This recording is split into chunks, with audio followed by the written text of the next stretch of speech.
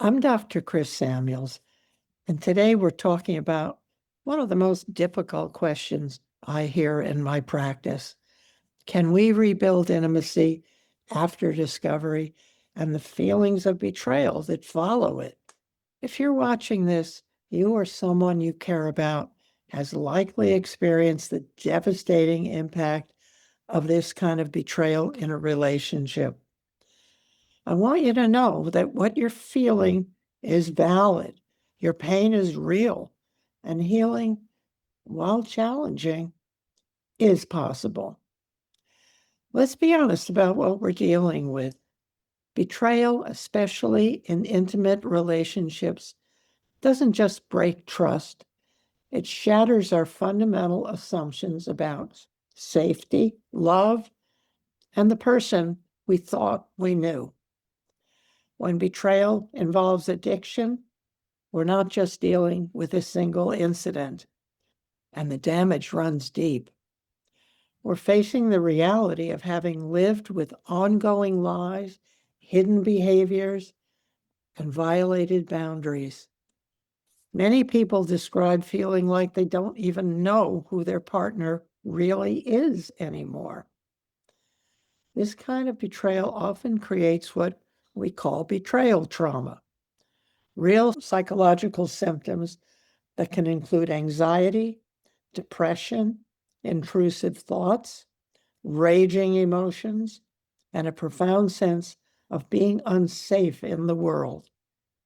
If you're experiencing these feelings, you're not overreacting. You're having a normal response to an abnormal situation. So, can intimacy be rebuilt? The answer is yes, but only under very specific conditions. And I need to be clear, the responsibility for creating those conditions lies primarily with the person who caused the betrayal. Before we can even think about rebuilding intimacy, we need to see genuine accountability. This means taking full responsibility without excuses, blame shifting, or minimizing what happened. It means saying with a deep sense of truth, I did this, I hurt you, and I understand the impact of my actions. Next, there needs to be active commitment to change. We're not talking about promises here. We're talking about concrete actions. These might include entering therapy, joining a recovery program, or working with a sponsor. Change requires sustained effort, not just good intentions. Transparency has to become the new normal. No more secrets, no more hidden behaviors. This often means sharing passwords, being open about daily activities, and communicating about situations that might feel risky or triggering. And perhaps most importantly, the betrayed partner needs to feel emotionally and physically safe.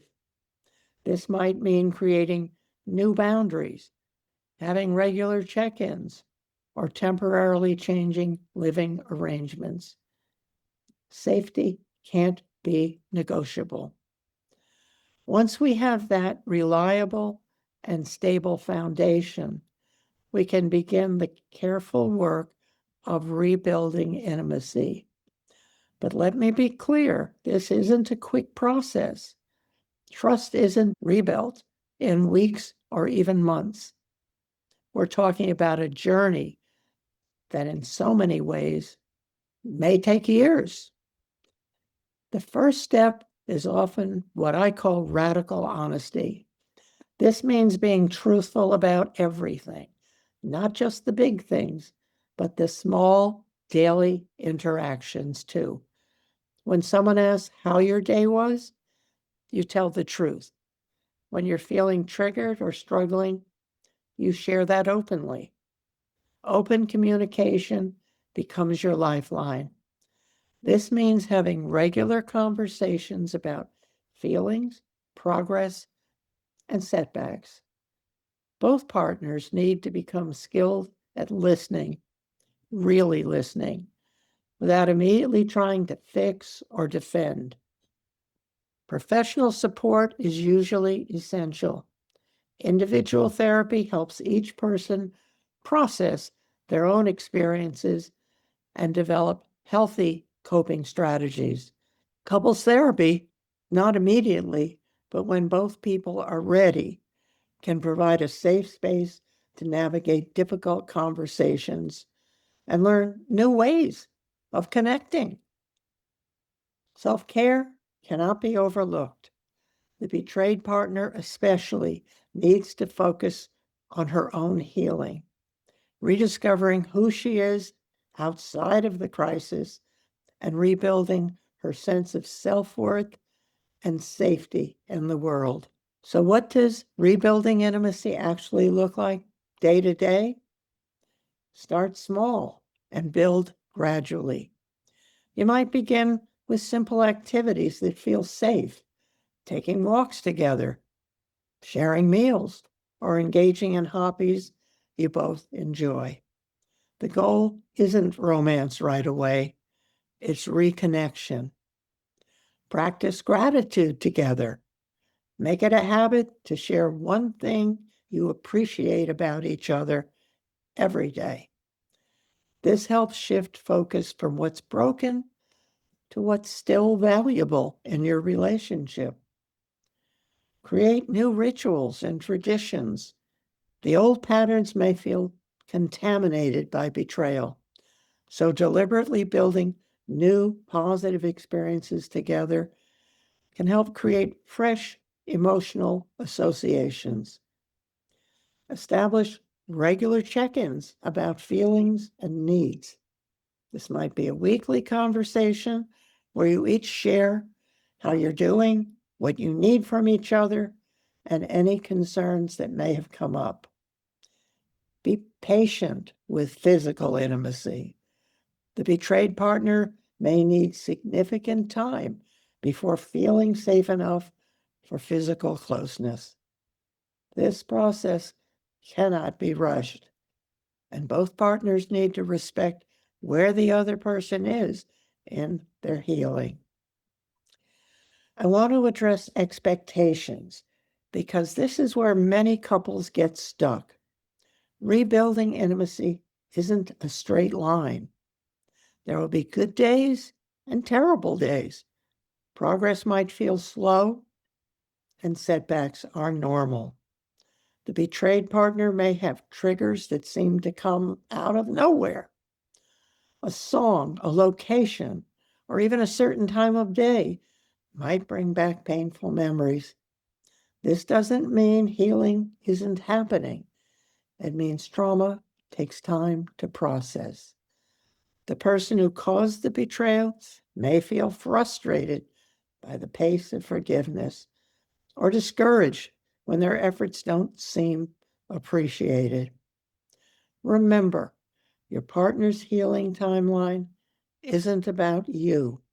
Your job is to stay consistent in your recovery and rebuilding efforts, regardless of the immediate response.